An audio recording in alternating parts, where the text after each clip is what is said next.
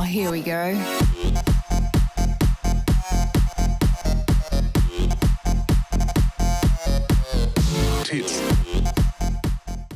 Oh, hi everyone. So I recently watched the 3-part series Depp vs. Heard on Netflix and was reminded about how much of an incredible spectacle the whole case was, and more so, how insufferable of a person Amber Heard came across in that trial. But before we get into it, let's check out this video's sponsor.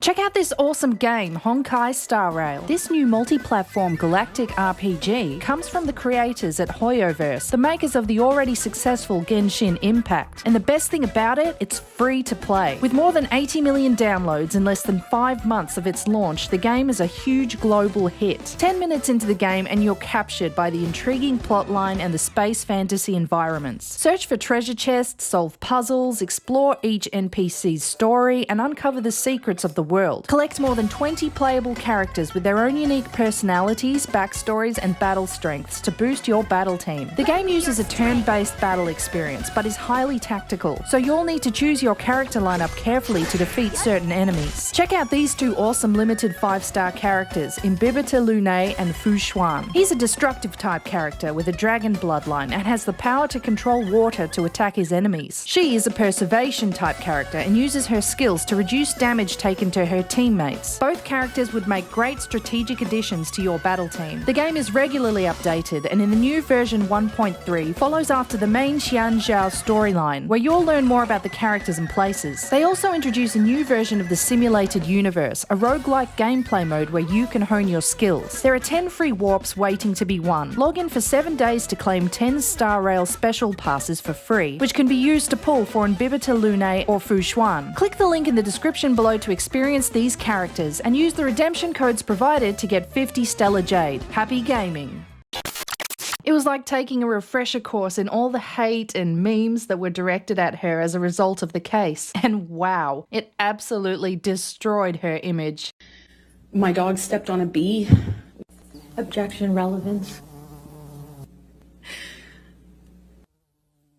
What really stood out was the recorded audio of her telling Johnny Depp to tell the world that he, a man, was a victim of domestic violence and see if anyone would believe him, all after admitting that she had punched him and scoffing that it wasn't even a real, proper, hard punch and telling him to stop being a baby. You didn't get punched. You got hit. I'm sorry I hit you like this, but I did not punch you. You are such a baby! I did start a physical fight. Yeah, you did. Yes. Amber, I lost a finger, man. Come on. You can please tell people that it was a fair fight and see what the jury and judge think. Tell the world, Johnny. Tell them, Johnny Depp. Johnny Depp, man, I'm a victim too of domestic violence, and yes. It's a fair fight. And see how many people believe or side with you.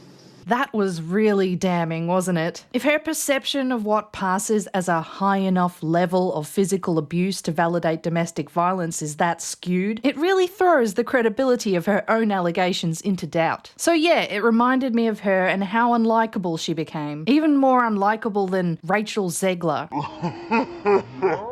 Weird. I mean, Rachel is extremely off-putting due to her brat-like attitude, and she's the star of a film that is being butchered by Disney, so that doesn't help either. But as far as I know, she's never intentionally revenge shat in someone's bed. My side of the bed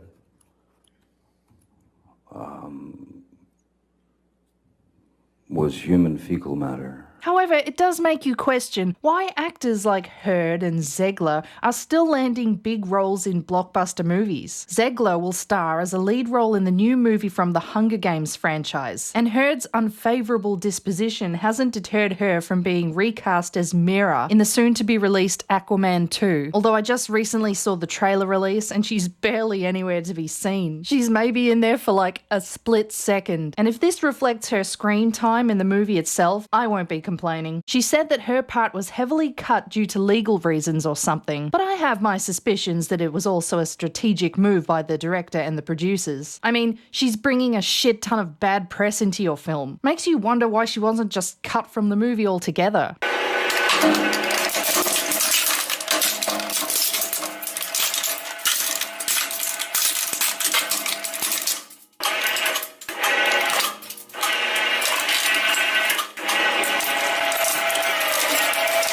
This article titled Johnny Depp fans' efforts to have Amber Heard axed from Aquaman 2 carried no water, says producer, talks more about this. He also said, I don't think we're ever going to react to honestly pure fan pressure. No. Why listen to the vast majority of people who are going to pay to see your movie, right? You gotta do what's best for the movie, continued Safran. We felt that if it's James Wan and Jason Momoa, it should be Amber Heard. That's really what it was. One is not unaware of what is going on in the Twitterverse, but that doesn't mean you have to react to it or take it as gospel or accede to their wishes. You have to do what's right for the film, and that's really where we landed on it. Apparently, what was right for the film was to cut back her input in the film severely enough that her character only warrants less than a second of screen time on the trailer. It's like they're saying, yeah, I know, guys. Sorry, we had to keep the bitch in, but we won't make you endure her annoying ass for too long. I don't know. I guess we'll have to wait for the full release to know just how much screen time she actually gets. And then this article fell into my feed today. It was strange, like the Amber Heard dislike algorithm had latched onto me like some sort of slut vacuum, offering itself up to me so persistently and begging to be looked at and disdain wanked over like a cheap OnlyFans hoe. Sorry, content creator and pussy patron of the skank arts. The article highlighted Elon Musk and Amber Heard's toxic relationship after her split from Johnny, and that even Musk's family and friends thought she was a huge rotten bitch and disliked her. Inside Elon Musk and Amber Heard's toxic split, how brutal whirlwind relationship descended into a dark vortex with depressed Tesla boss's family despising Aquaman star. Ooh. It's quite a long article, so we're just going to gloss over the most intriguing parts. So the revelations came from the release of the new biography of Elon Musk, where their relationship is described as brutal and Heard is referred to as a dark vortex that left Musk appearing to those close to him as the most depressed guy around. God, she really is a piece of work, this one, isn't she? Are we sensing a pattern here? She is like a vortex. Her vag is like a black hole destroying anything in its path. A black hole with an appetite for men's souls and penises. Elon, you miss Amber Heard? Yes. Yeah? Well, you see, she loved farting on sandwiches. Ah, sweet. I liked Amber Heard. Your opinion of Amber doesn't change, knowing how she treated Johnny Depp? But yeah, she would drop a deuce in the toilet. That's perfectly normal, Elon. Oh, I forgot she dropped one inside my Tesla as well. Amber sounds like a fabulous chick. The article describes how they met and touches on the early stages of their romance, how she appeared to be incredibly happy in her new relationship months after divorcing Depp. I guess all that sweet, sweet prospect of Musk's money made the pain of her last marriage's trauma easier to bear. Oh, she's a gold digger. Now I ain't saying she a gold digger.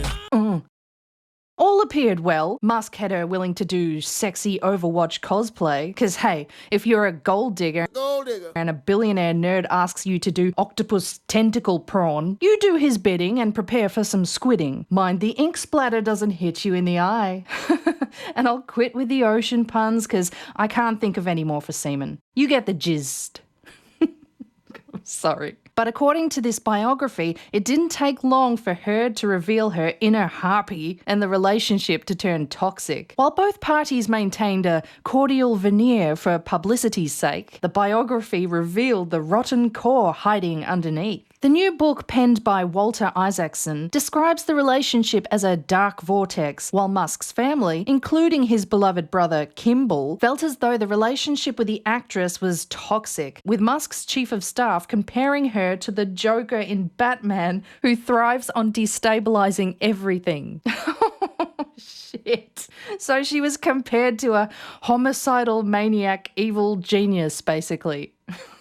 It's so bad. Then they had their first breakup. Less than 5 months after making their relationship Instagram official, she doesn't waste her time, does she? The venom spreads quickly. Musk went on to say that the depression he suffered because of the breakup nearly caused him to miss a new Tesla launch. I've been in severe emotional pain for the last few weeks, he told the magazine while the wounds were still raw. Jesus. Imagine being the bitch who stopped humans getting to Mars. Imagine having that on your conscience. So within a year, they were back together. Her poon clutches were too strong. Musk's brother described her in the book as toxic. Toxic poon clutches. Of course, that didn't last long. Elon had seen the light and wizened up to the crazy. The book says when they got to the hotel in Brazil, Elon and Amber had another of their flamethrower fights. She locked herself in the room and started yelling she was afraid she would be attacked and that Elon had taken her passport. Oh yeah, cue the crazy. This woman is a nut bar. Kimball and Musk's security team tried to reassure Heard that she could leave whenever she wanted. Kimball said she really is a very good actress. It's torture. I'm in so much pain, emotionally. I just wanted him to leave me alone. I wanted to move on with my life.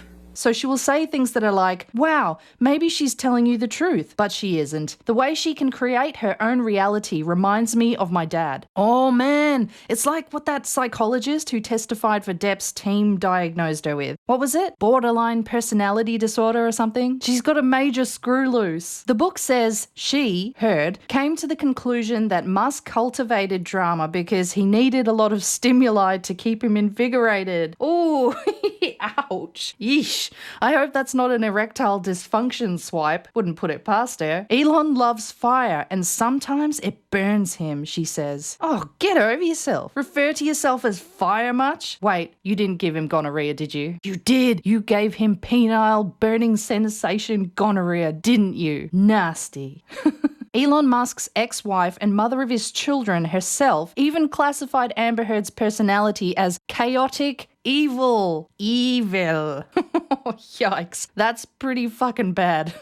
She says that Musk associates love with being mean or abusive because of their father, and Musk's brother describes his relationship with Amber Heard as the most agonizing of them all. The actress who drew him into a dark vortex that lasted more than a year and produced deep-seated pain that lingers to this day. It was brutal. God.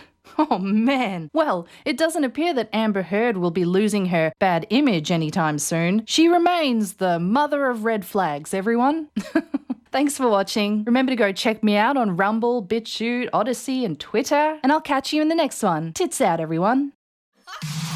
Tits.